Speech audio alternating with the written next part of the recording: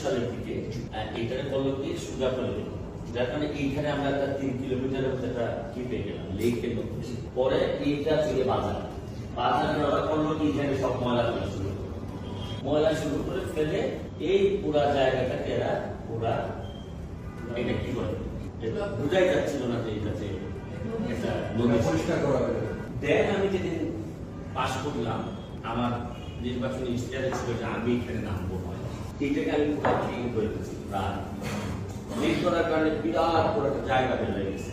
এখন হচ্ছে গিয়ে এই দুই পারে যদি আমি একটা ওয়াকওয়ে অলরেডি করে ফেলছি, পরিষ্কার করতে গিয়ে আমার প্রায় 120 দিন দুইটা এক্সকাভেটর রেগুলার কাজ করছে, মানে 80 লাখ টাকা খরচ করছি আমি আমার অ্যাকাউন্টে।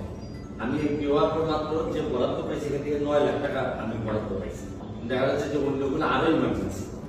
এইটা একটা বিরাট বড় আমাদের জায়গা যেটাতে